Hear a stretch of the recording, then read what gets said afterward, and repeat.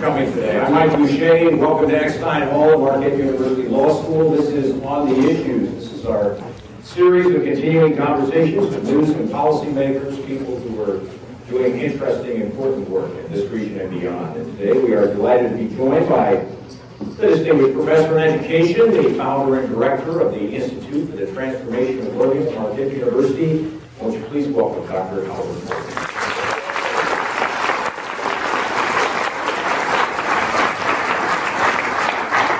Something else now he has to add to his resume, author.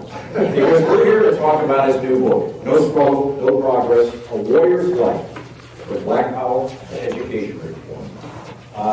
I told Howard upstairs earlier that I think we met in 1981 when I was a reporter here in town and the Ernie Lacy case was playing out.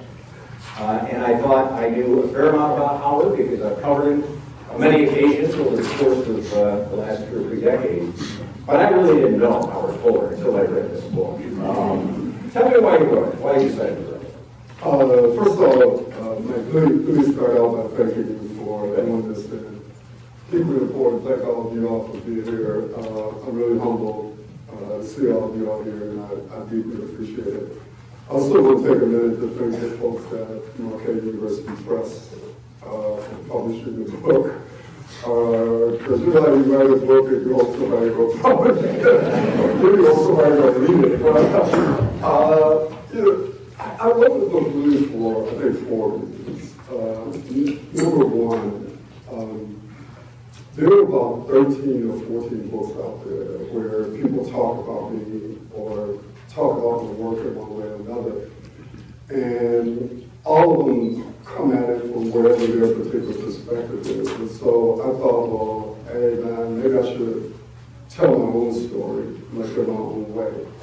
The second reason is, I was hoping that young people would read the book, and if they read it, that one of the lessons I hope they'll draw from it is that if you choose to engage in struggle over a period of time, will you be able to deal with all the contradictions? Because there's no way to do this over a long period of time and not have to face a lot of different contradictions. And for some people, those contradictions will seem to be issues of principle, whereas for me, they might be strategy and tactics. So for example, for some people, and I see a couple of them in the room, meeting with George Bush for them will be a matter of principle. For me, it's an issue of strategy and tactics. So it's all in how you approach it. The third thing is, and this particularly applies to the part of the book that talks about North Carolina. A lot of the people who were close friends of mine have passed. And I felt like it was my duty to tell their story by telling my story. And there's a section in the book, for example, where I talk about Thelma Jean Miller, TJ, as we call her. And I was with TJ on her deathbed, and I had the opportunity to read the section of the book that deals with her and to get her approval. You have to know TJ, because if it would not been right, she would curse me out, even though it was on her deathbed. So to get her approval was like phenomenal.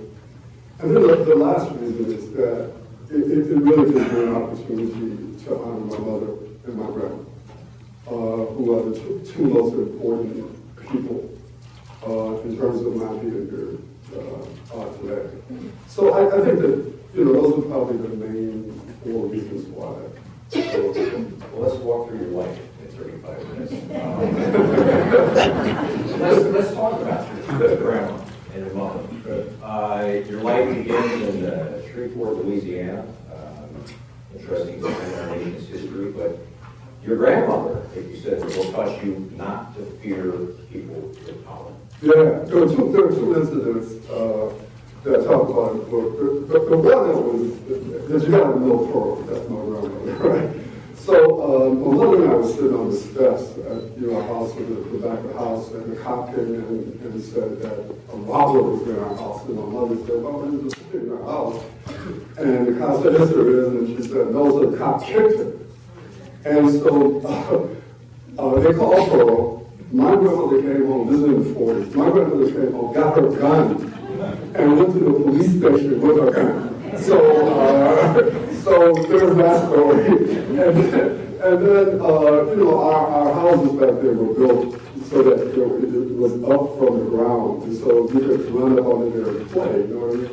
So when the police come by, we used to run up under there. And my grandma just saw me run up under there one day. And I know this is now child abuse, but my grandmother, so I apologize. But my grandmother was the kind of person who would hit the switch, but you had to go get it. And it could be one of those that would break up. It had to be one, the green ones that would, make a noise, So she saw me run up under the porch, and she gave me a look, and the thing was, she told me, don't you ever let me see you run from a white person or a policeman or anybody else when you have done nothing. And you are not to be afraid of people who are both in power. You said that your grandmother was the matriarch of a small family of missing men. Yeah. Your dad was not really present in your life. No, I met my father when I was 30-some years old. The dude came up to me, I had just given a story. I was definitely with my whole life. No, I mean, he came up to me, I had just given a speech in California and told me, he was my father.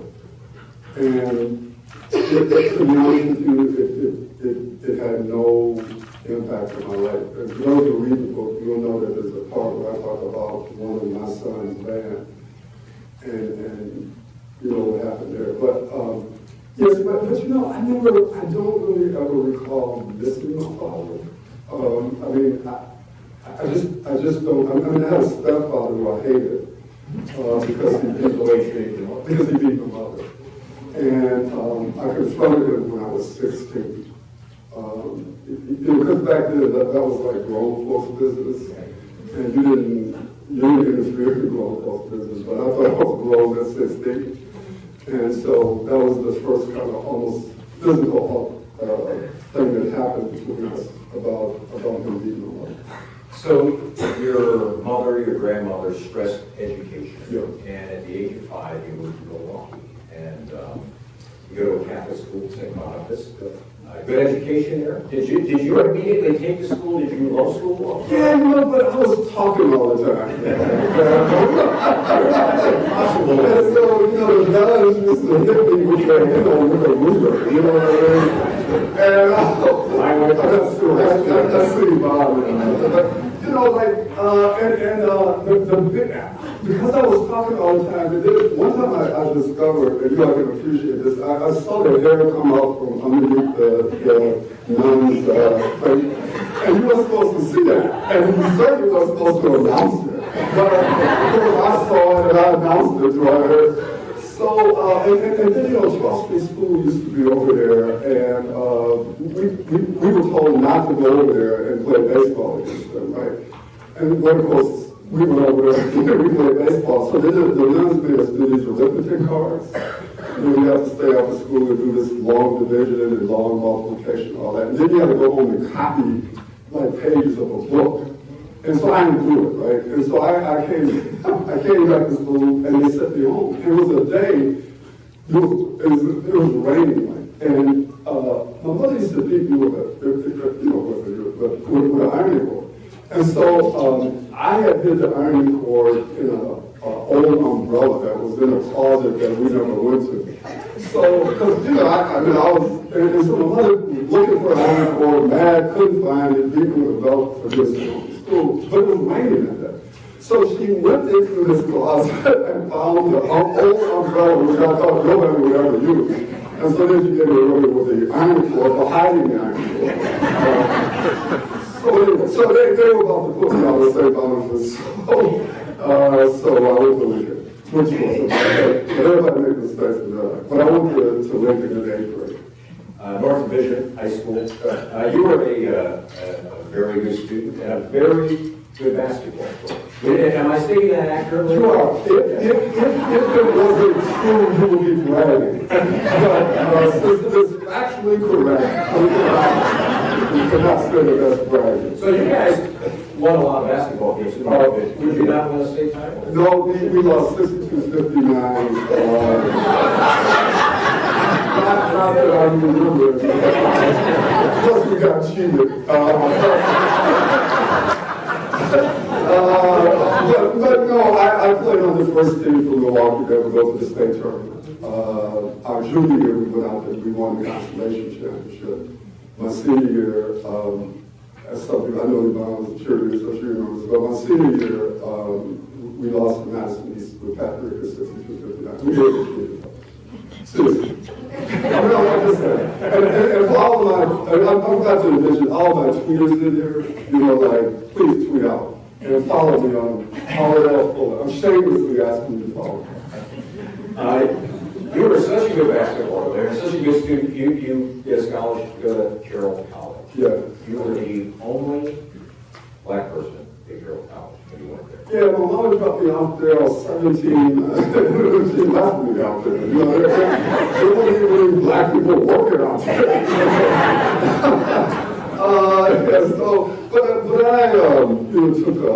took a trailblazer scholarship. And what it was that you had to get a higher grade point out of each semester in order to keep it. And the reason for that is because I had torn ligaments in my ankle my senior year. And Marquette had recruited me late in New Mexico and Indiana, but I was worried that if I went to a big school and I got hurt, I would lose my scholarship. And plus, Mr. Scott, Wesley Scott, who's the head of Urban League, and there was an effort to try to integrate the colleges in the state of Wisconsin. And many of y'all know this, but Joel L. went to Ripon, and I went to Carroll. And so that's how that occurred. But in this book, you talk about your experience at Carroll, and on the surface, Howard, I think they seem very positive. You made some great friends. You said you created some great memories. You were student body president. You were very successful on the basketball team. And yet you write in here, I would never ask another young person to go what I went through. Why do you say that? Never. Because I was in between two worlds. Out there at Carroll, right? People don't understand, say they don't know what I'm saying, you know, and why you got a mustache and, you know, stuff like that. And so I'm trying to figure out how to negotiate that. And then a few times I would get on the bus and come home. Then I get home and my friends will be like, man, what's wrong with you? You know, and, you know, I didn't know the various dances, and then they would dance with me. I mean, and you know, plus you're black.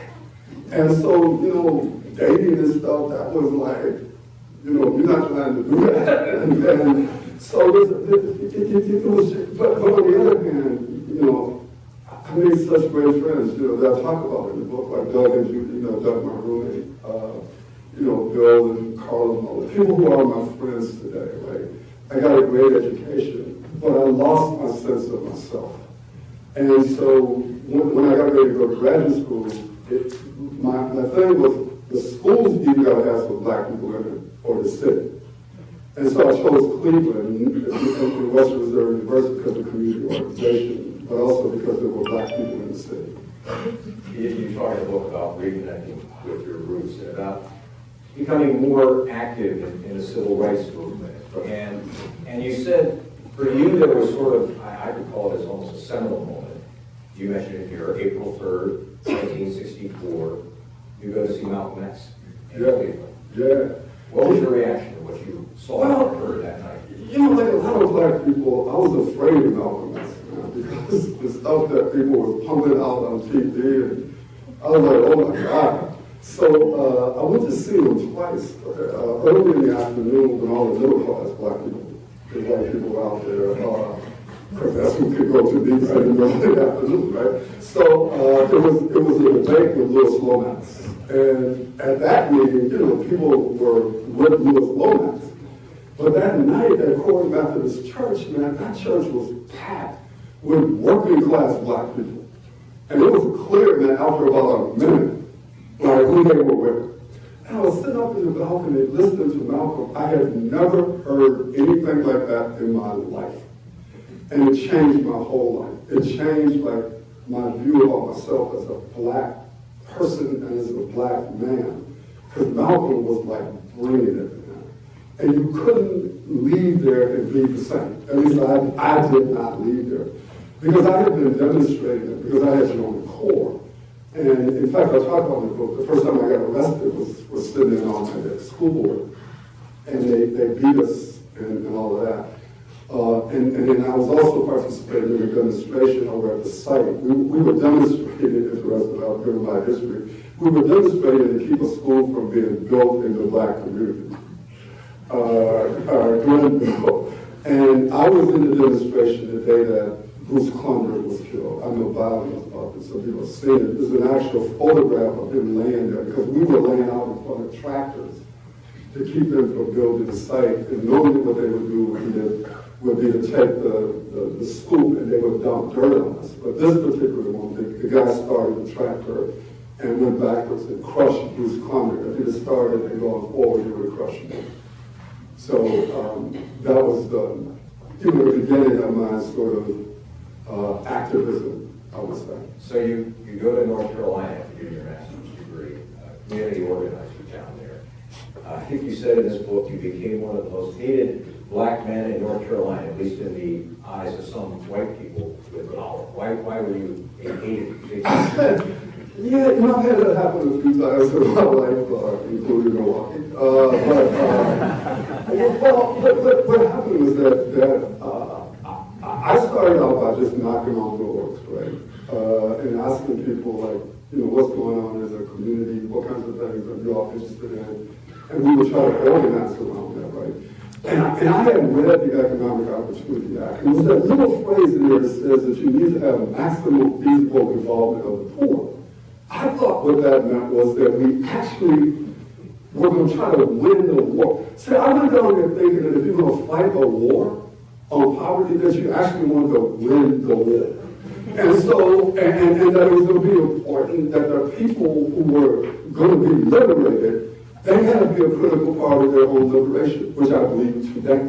So when I was knocking on doors, I came up with this idea that you couldn't fight a war on poverty, and one of the biggest slumlords in the city was on the board. Because how you going to have an interview planning the war? So I thought we needed to get him off the board. And that the way to do it was to demonstrate and stuff like that.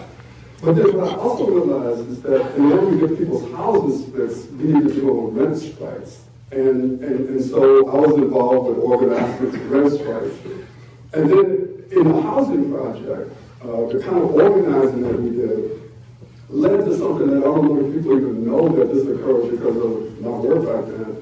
But we formed a mothers club in the housing project. We named it the mothers club because I thought, hey, we're going to be good mothers. So the housing was organized. So there's not really big Joyce Fox, who was the head of the mothers club. And she got that was all it was. But anyway, we ultimately went all the way up to the Supreme Court to establish the principle you couldn't evict people out of the housing project without giving them a reason. That started with the organizing work that I did in my Google Terrace housing project. But the part of the reason I really became hated was this was during the period of Black Power. If you remember Stokely, this was after Meredith was shot. And they were having demonstrations going from city to city, and a guy named Willie Riggs shouted out Black Power. And people think Kwame Ture, Stokely Carmichael came up with it. It wasn't, it was Willie Riggs. And Stokely picked it up and began to talk about Black Power. Well, that made sense to me, because I was black, the people I was working with black, and they didn't have no power. So it seemed to me that was a logical thing, Black Power. So I began, grew Afro, and that was back during the time when we were really struggling to get black people not to be negative about themselves because they were black. And I used to talk about how we got lips, big lips and kinky hair, and it's cold, because back then it was viewed as, oh my God, you gotta get your hair straight, you gotta get Nanola, try to get as light as you could be. So the whole Black Power thing was in part like, you see, Myra knows, well, never know. You can always tell who's going what when I say like that. When I get a witness, okay, anyway. So I began to organize, not just in Durham, but all over the state. And I think the point that people got focused on me was, we had a big meeting up in Berkeley County, and we were in this armory, and it was an organization called People's Program of Poverty or something like that.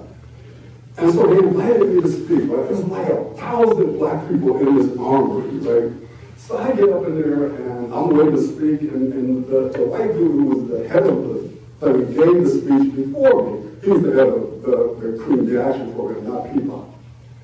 So this dude gets up, he throws a handkerchief up in the air, and he tells the black people, like, when I throw this handkerchief up in the air, y'all should cheer. And then when you hit my hand, y'all should stop cheering. I'm sitting there, so I know they ain't gonna do this. And then, you know what I'm saying? I know these folks ain't not gonna do this. So he threw it up there, carried on and stopped. He did it again, then he faked it, and they cheered. I told you not to cheer unless I threw it up. I'm the next speaker.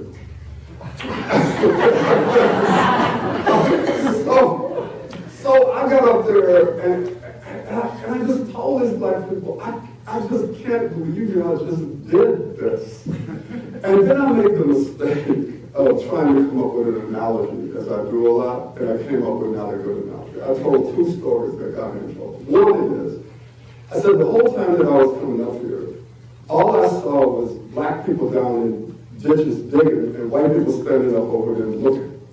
And then what I want to do is I want black people to get some looking jobs.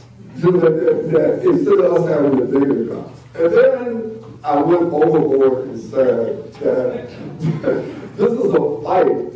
And the fight is like black people come to the fight with switches and white people got bats.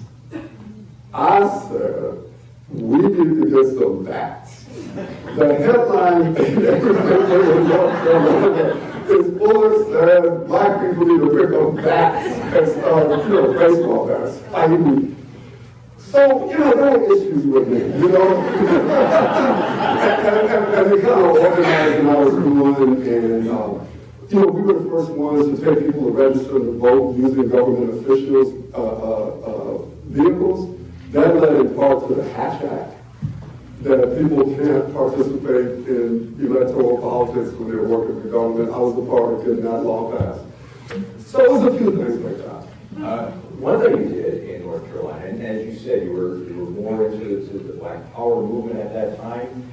You have been involved in some work at Duke University, and where students were trying to get a Black Studies program, and they were frustrated. And I think at that point in your life, we're talking the late 60s here, you decided we're going to do our own thing. We're going to create our own university, Malcolm X Liberation University. Yeah. You're the founder. Yeah. What were you thinking at that time? Well, what happened is that the black students from Duke, one of the black students, Chuck Hopkins, had been an intern. And during the summer, I had created an intern program.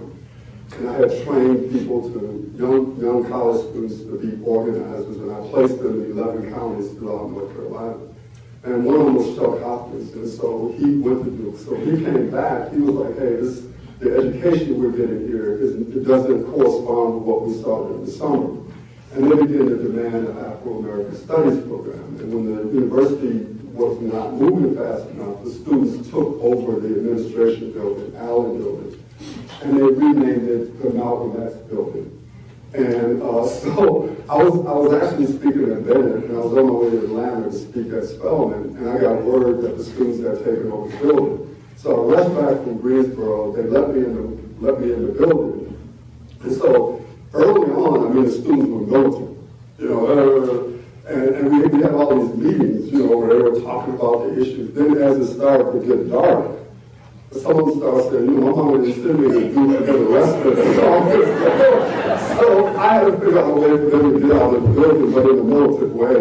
And, so I did, and we went out the back like this. The problem was, the cops didn't know we had left. So they broke out the windows, tear gassed the building, got in there mad as hell that we were gone. So they tear gassed all these white students who were just standing around out there, turned them into militants, and we marched on the president's house, right? That was an experience. But back then they gave black students like a room. So they had the black room, which was up on the 4th floor of the union. So we went to the black room, and while we was up there, we started talking about trying to create a black university, independent black university. And so we agreed we were going to create Malcolm X. And initially, it was just going to be black history, black English, black church, black that. And so everything that was white was just going to be black. Seriously, that was the level we were operating. So my job was to go out and raise the money to try to create this university. And at the time, I was still working in the poverty program, and Sergeant Schreiber, who was the head of the Office of Economic Opportunity at the time, said they would never get that grant as long as I continued to work. So I resigned so that the community group that could form this economic development project will still exist. And I started working full-time to form Malcolm X University. So we went from being just a Saturday school, like we started, to becoming a full-time school. And we got the money from the General Convention of Special Programs of the Episcopal Church, which caused a huge uproar in the Episcopal Church. This money was coming to create Malcolm X Liberation University. So that's another story, but that's how it happened. When you look back at the university, which is, I think, if you write the book, had financial problems, a lot of issues right from the get-go, really. 4 or 5 years in existence. Was that a success? Was it a failure? How do you view that? It was a success to the extent that not only did we set up Malcolm X, but the Marcus Garvey Institute was set up in Youngstown. People in Milwaukee may not remember, but the Clifford McKissick, because after he was killed by the police, it was the Pan-African War Center in Atlanta, Georgia. We formed this coalition of independent schools. What the Malcolm X Liberation University did, though, was to establish the fact for me that A, you could create institutions, B, you could define yourself. You don't always have to be defined by other people. And that you could bring people together and, in very difficult circumstances, create something that will benefit. Like, we just had the launch of my book in D.C. last week. The beautiful thing about it, as it pertains to Malcolm X, is there was a woman who came, her name is Abigail. Her name is Michelle, but her African name is Abigail. Abigail was 17 years old when I met her. She defied her mother to come to learn to become a revolutionary at Malcolm X Liberation University. The beautiful thing was that she was there, for the launch of my book, and so was Amanda Page. Amanda Page is a first-year student at Howard University, graduate of Milwaukee Collegiate Academy. And to have both of them there was for me powerful.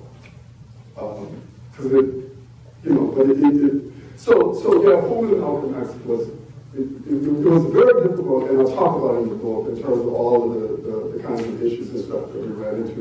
But I would define it as a success in the period of history in which it operated. We're going to go to Milwaukee here in a second, but one final question on this. At this moment in your life, you became very involved in this discussion about Pan-Africanism. Yeah. And you decided you were going to go to Africa. Yeah. And I'll say you hung out with freedom fighters Yeah. in Mozambique, which resulted in Portuguese Army helicopters firing at you. How long were you there? Why did you do that? What did you learn from that? I talk about that in the book too. But some of you up in Milwaukee remember Reverend Lucius Walker. Lucius died maybe 2 or 3 years ago. He was the head of a group called the Interreligious Foundation for Community Organization. And back then, South Africa had a program where they would try to get African Americans to come to South Africa to prove that apartheid wasn't so bad. And so they would get, I think Muhammad Ali actually went. I'm trying to remember different people who went. They went after sports people and all that.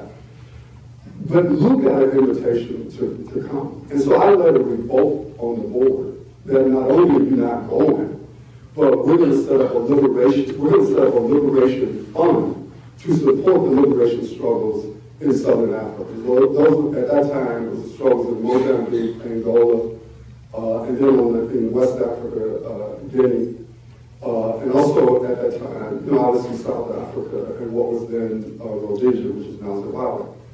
So we ended up having a press conference at the United Nations to announce the formation of this fund to support the liberation movements. And so they were having a conference in Dar es Salaam, Tanzania, and they invited me over there to give a speech on black education. But when I got there, because people knew about this fund, I met with the heads of all of the liberation movements in Southern Africa. And Frelimo, the Front for Liberation of Mozambique, they invited me to come into the liberated territories because you just go across the Ruvu River from Tanzania and you're in Mozambique. And so I was like, yeah, but they said you can't tell anybody that you're going. And so I was with this group of people, and all of a sudden, I dropped off of the face of the earth. Nobody knew what happened to me. And so I was only supposed to be in there 2 weeks, but we got attacked by the Portuguese while I was in there. So one Saturday while I was down at the river, washing my face, Cornelio, who was my interpreter, because they have an interpreter with me, all the time, so all the different languages that were spoken. So Cornelio spoke English. So I had gotten used to motors. The airplane was used to, we would march from sun up to sundown, right? Just so you all know, in elephant groups. And the idea was to hide us from the airplanes, because the Portuguese were always coming over. So I was used to the airplane motors. But this day I heard some motors that I had never heard before, was helicopters. And they had found the base that we were at. So they came in low with machine gun fire. And so Cornelius started hollering at me, we gotta go. And so as we were running, it was like the movies, it was real, and so we were running, and we were trying to get to a banana plantation. We ended up crawling into a banana plantation. And the way that the Portuguese did this was they were coming in with helicopters to try to pin you down, and then the bombers would come in, and then they would land to encircle you. And so when we were in this banana plantation, I was looking up, and you could see the helicopters. They had anywhere from 8 to 10 soldiers in them, and they were trying to figure out where to land. And I could actually see them with all the weapons, but they couldn't see us. I held that banana tree so hard that I became a banana tree. And so we actually ended up breaking through the encirclement and then going up into the mountains. And it was interesting because it was the time when Attica happened. And so over Radio South Africa, first of all, they announced that the Portuguese had found us and had killed all of us. So it was interesting to hear the announcement about your death. And, but also they were talking about Attica, and it sounded like there was a revolution in America, the way that they were explaining it. So, and that's what happened. So instead of being in there 2 weeks, I ended up being in there 30 days, because once we got out, it took 2 weeks to walk out, after, the attack. Spending that time over there in many respects is an incredible education, probably frightening, exhilarating, all those things. But you came back here, and I'm going to push you along here. You came back to the States, and you dabbled in union organizing. You said you believed that Marxism might be able to topple capitalism. But at some point, you grew disillusioned, and your family life wasn't what you wanted it to be. You said you reached the point where you were a broken man when you came back to Milwaukee. How were you broken?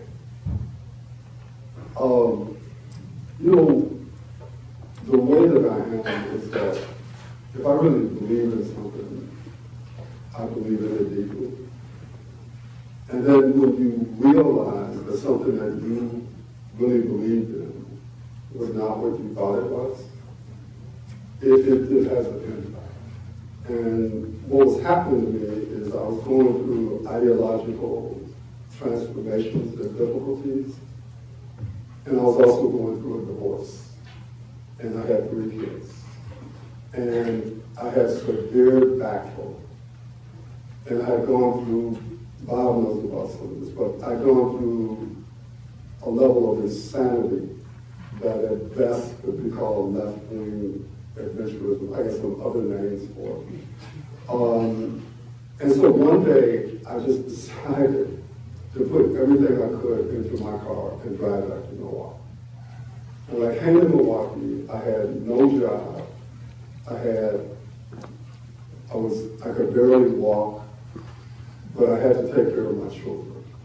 Was the thing that was most paramount on my mind. Ivy Grant gave me the opportunity to sell insurance. For Equitable Life Insurance. And I sold insurance for 11 months. You said you were good. Yeah. And I was. And again, it's not right, it's all factual. And there's a funny story here. You know, like, I sold more insurance than anybody else who came in with me in the region. And the way that insurance companies keep you selling stuff is, you know, they give you trinkets and stuff. And then they had this thing up in Cable, you know, where they brought all of the high rollers to a weekend in a resort. And they asked me to speak on, on how we sold all this insurance. And so I had already decided to quit. And this is a funny story. So, and one of the things is, and Bob Lowe knows this, that Sandy, because Mitch Arnold Mitchell has an educational opportunity program. And so I had been interviewed and to become the head of the college special services, the college division for EOP, and I had accepted the job. So when I got to Cable, I decided to give a speech on why insurance companies should divest from South Africa. So I got up and gave 50 people out there like, what did they get this person? You know, and a manager, you was like, oh my God. And so as I walked up the stage, I said I quit. Before he had an opportunity to fire. So the insurance career ends, and you go to work at Marquette, which you write up very fondly here at Dr. Arnold Mitchell and your experience there. But you decided at some point, you sort of returned to activism. And I mentioned there's, for those of you in the room who are old enough to know this, there was, of course, the Battle of the Save North Division as a neighborhood school. But I want to talk a little bit about the Ernie Lacy case that I mentioned earlier. That's where you and I met. When you see things in Ferguson today, and you think about some of the issues that are still present in the world today, you look back on the Ernie Lacy case, which is about the death of a young black man in police custody for a crime he did not commit. When you look back at that, you think you did well in terms of handling that, and the movement did well in terms of gaining some achievements. Yeah, Reverend Ivy could really appreciate this, but this, for me, goes all the way back to Daniel Bell in 1958, when Reverend Lathan, led the struggle because of this black man who was killed. And ironically, as some of you all remember, it was during the Lacy event that the conscience struck this cop, and they came forward and admitted that they had planted, it was either a knife or a knife on Daniel Bell. But the Lacy case, and I'm looking at Curtis, because Curtis is now leading a righteous struggle against the police for shooting this man 13 times down at Red Arrow Park. And he's one of the full force fellows. So here I am, like, this was 1981, this is like 2014. You know what I'm saying? And so, but what we did for the first time was, this was, as you all remember, was Decker called and all of those. Nothing had ever been done to a police officer for killing a black person in Milwaukee ever.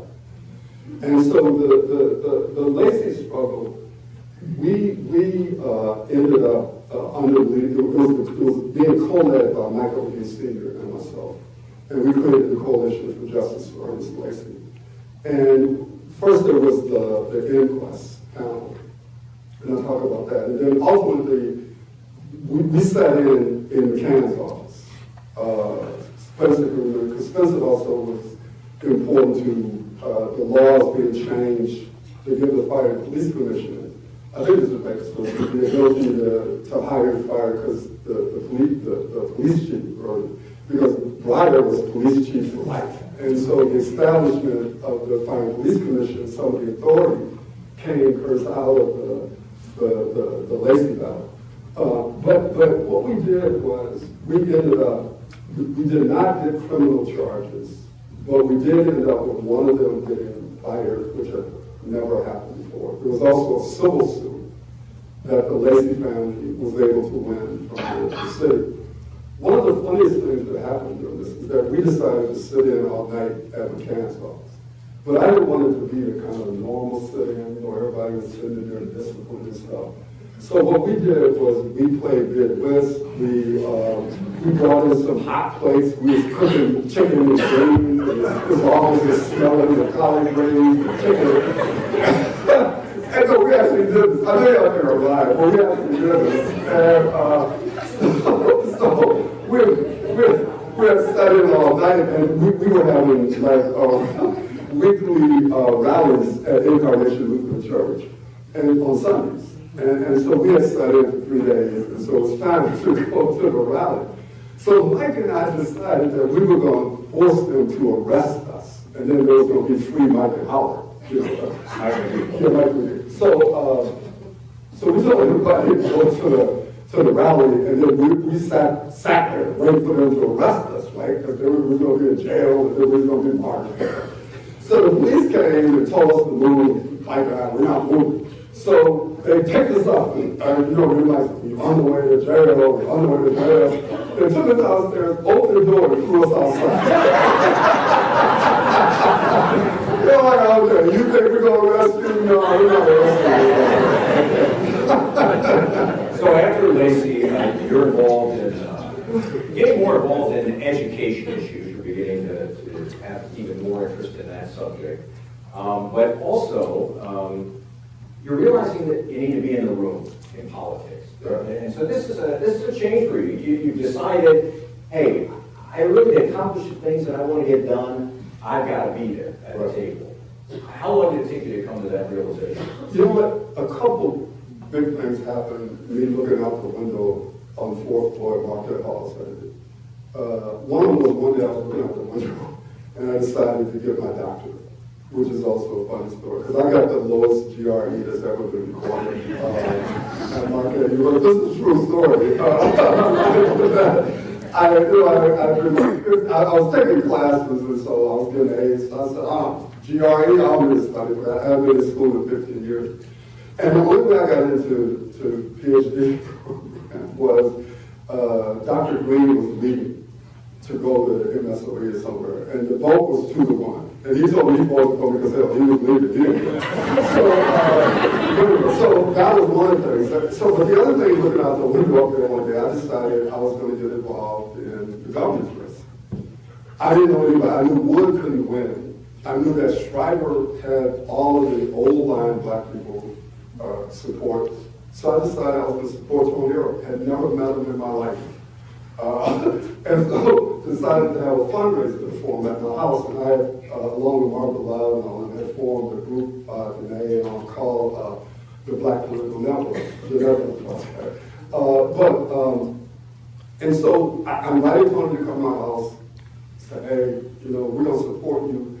And normally what black people would do is they would ask white people for money to support them in the election. My thing was, no, we're not going to ask for any money.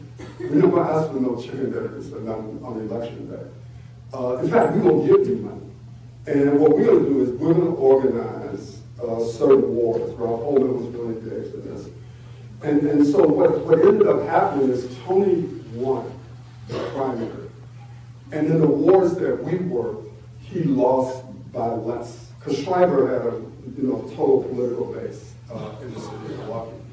So when Tony B. Kohler, I think, for governor, he came to my house, because Walter Farrell was running his mouth as usual, about, Tony Earl was going to ignore black people, and at the time he was running his mouth, Tony was at my house.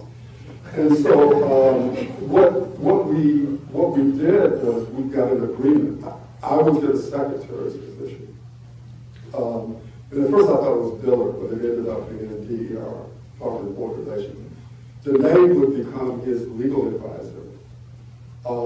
And then ultimately Ralph Holman came up to run the minority small business part of DOA.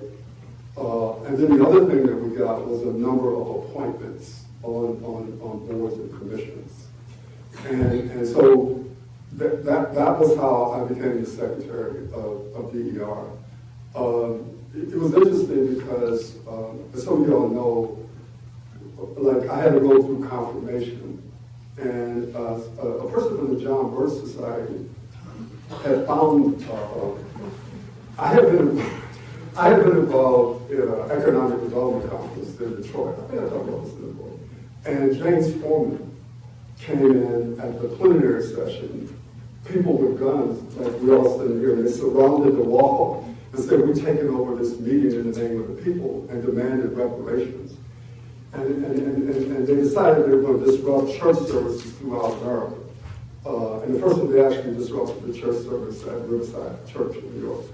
But anyway, the part of it that had to do with me was he formed a committee and I was on it. We didn't have a meeting, but I was on it. And so this person from the John Birch Society sent this to every elected official in the state of Wisconsin, said, this is the kind of person we're about to put in our state government. They also did it when I was for the county. So anyway, I got confirmed and all of that. And I learned very quickly, and I said this to anybody, don't go do a job unless you intend to do the job. If you don't do the job, don't take it. But once you take it, you gotta be willing to do what it takes to be successful in the job. And one of the things about my people that I love is that Black people are schizophrenic in this sense. We want people to get in leadership roles, but as soon as you do, that ends so out. You know, so you can't have it both ways. I mean, you want us to be up there or not.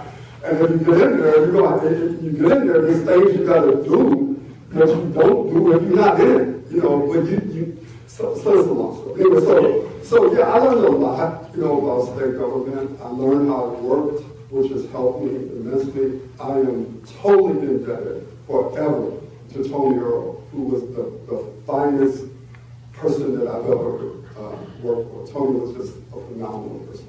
You had a number of experiences in the 80s into the early 90s. You worked for Tony Earl. You were a dean at NATC. You worked for Dave Schultz, the late town executive, Secretary of Health and Human Services, which you have described as the most depressing job you've ever held. People can read the book, and I think you'll understand why he says that. It's not anything to do with Dave Schultz. It's to do with what you see in that job. But Howard, I wanted to talk to you a little bit about NPS and then a little bit about your work today.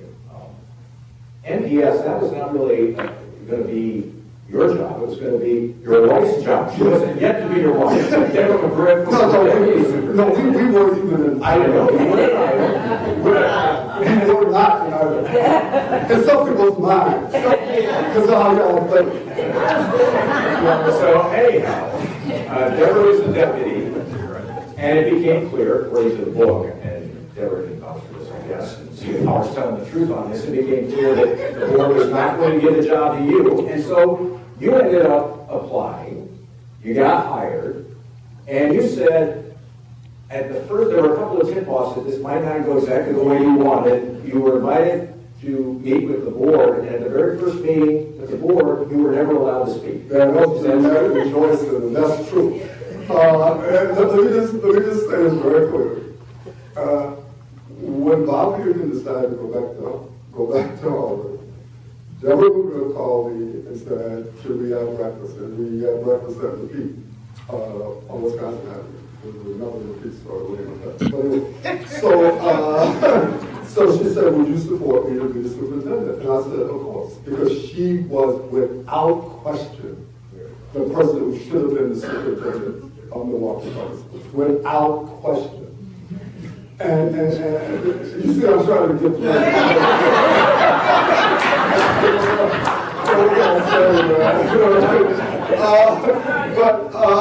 But along the way, and Jeanette will have to speak to it, the word came to me that Debbie could not get the votes. In part because a couple men, white men, was not going to vote for her. One of them because she couldn't pick up fights, which was totally true. I know you think this is not true, but this is true.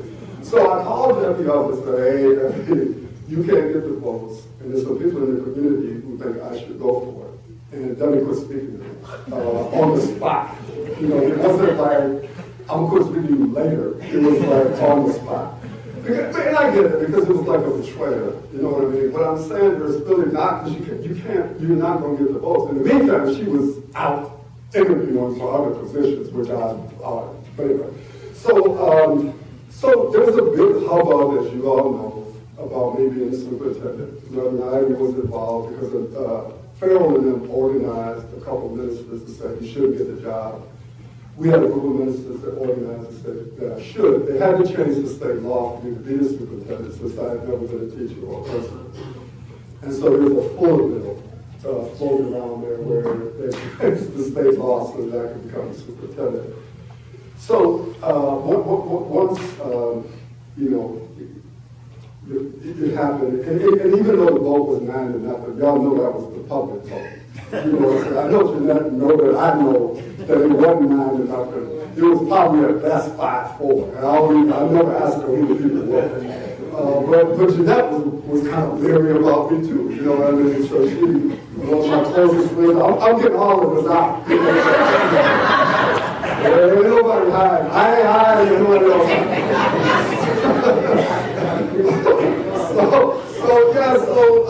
So they did make me the superintendent, but the first meeting I came in with my strategies for change. Honestly, they would not let me talk. And so I came out of the meeting, and I think I wrote an open letter to the Journal Sentinel. And basically I said, I'm not taking this. And that led to a 3-hour knockdown, drag-out meeting. And then at the end of that meeting, some of them, including Jeanette, I think, came out wearing T-shirts that said, "The Crusade to Save Our Children," with my picture on it. And so we had a great relationship for probably 2.5, almost 3 years, until I tried to bring Edison into Milwaukee. And then that led to the union running a slate against me.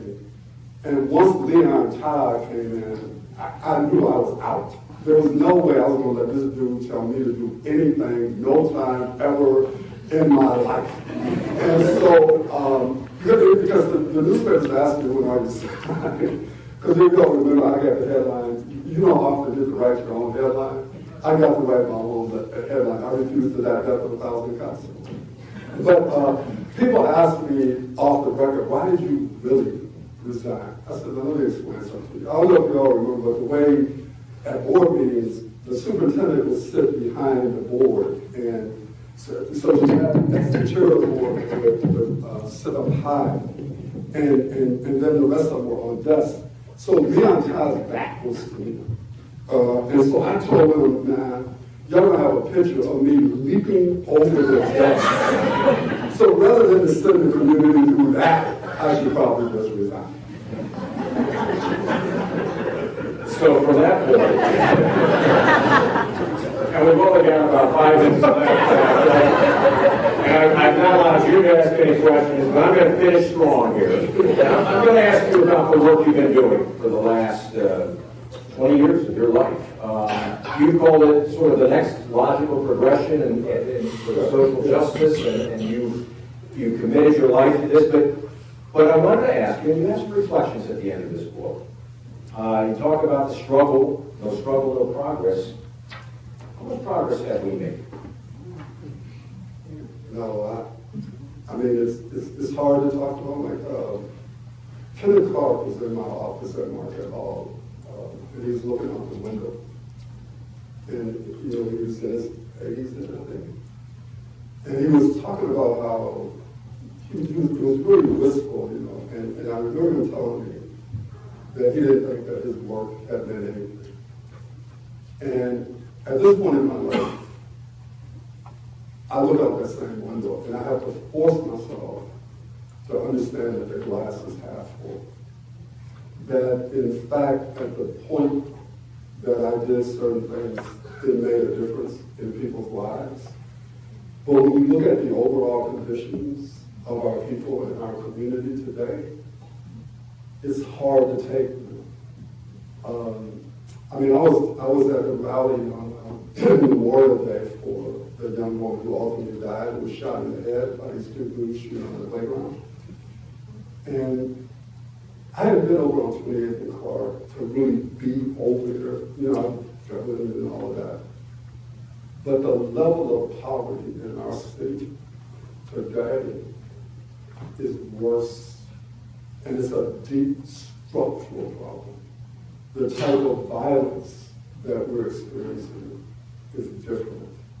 But the thing that I see, and I see it with our young people at our school, is there are no boundaries anymore. There are no boundaries, man. And so the things that people are doing, like some of the young people will do stuff, and you look at them, and they look at you like, why are you looking at me? Because for them, it's normal. Like we had a young dude, stole a computer a few years ago off the desk of a teacher. We found him because the computers fell. And you know what his argument to me was? She left it on her desk. And I was like, what? She left it on her desk, meaning if she left it on her desk, she wanted it to be stolen. And I know some of you, so there's a collective mindset that is very, very different. And I also think people don't value life in the same way. And it's, but you know what? You got two choices in this world now. You can get up and a couple choices. Three. One is you can call in on the radio, which a lot of people in our community are good at. And all they do is on the radio. Ain't gonna bust a grape, ain't gonna do nothing. So you can be the radio callers, or you can wash your hands and try to move as far away from this as you can. And there are people whose whole thing is, let me get as far away from these people as I can. And if I don't never have to deal with them in life, I'm good. Like the show me steal content about character type approach. Race fatigue, that those of us black people have made it. We don't have no responsibility to these lowlifes who don't take advantage of America. Or you can be what I choose to be, and that is you get up every day to fight. And when you get up every day to fight, you have to accept the fact that the way that you choose to fight is not going to be universally admired and accepted. And the voucher movement is a prime example. One of my deepest friends in this room is Bob Lowe, and we totally disagree on well, someday I'll move him, and someday he moves me. But we ain't never moved each other to the point that we agree. But because I know he cares deeply for kids just like I do, we can remain friends. But we've got people in this community who've got in these silos, and I know they've decided we've got to figure out a way to work together to save our children. This is not about NPS. This is about NPS, charters, private schools. We got three sectors out there that can potentially educate kids. We are foolish not to devise a strategy to take advantage of all three of those sectors. And those are our it just doesn't make sense to me now. And what's happening is we're being forced out here to make false choices. It's just like people say, oh, you know what we're going to do now is we're going to concentrate on early childhood. That's where we get the greatest bang for the buck. Excuse me. What about all of these children who are in third, fourth, fifth, sixth, seventh, eighth, ninth grade, and how old? Who do you think the parents are going to be of the early childhood kids? It's these kids in high schools that y'all don't want to work with. It's a false choice in America to say that we have to choose early childhood over high school. We have the resources in this country to do all of this. It is an issue of political will. And instead of us fighting together We're arguing over stuff that we should have not been arguing over 20 years ago. Look, our children are in deep trouble in this community. This community is in deep trouble. And we don't have the right to have those of us who could help not to be coming together to help. I'm going to just give you one last one. I know you didn't ask me this, but hey, I'm talking. So let me give you just and this really angers me, and I'm going to just get it out. I'm accused, like a headline in the Washington Post the other day after my book was, is he a warrior or a tool of billionaires? And the interesting thing about that heading is, there are individuals in our community who are talking about corporatizing and so if MCA gets money from the Walton Family Foundation, which we do, and I'm so happy that we do, it's like a corporate this or that. When I was superintendent of Milwaukee Public Schools, if I went out and got a grant from a major corporation in this city, all I heard was applause. That's right. Tell me how you can get corporate money for that. But if I get corporate money to help some kids up on 29th and Capitol, I'm a tool of the billionaire. I listen to these people talk this talk, and it gets down to like whose money is okay and whose money is not. Whose white people are okay and whose white people are not. I know I'm not trying to hear this, but I'm telling you. But I just want y'all to know how I feel, because I don't care what y'all say Because my problem with the Walton Family Foundation is I ain't getting enough money. That's mine. So I'm just saying. So that's just some of what's in there.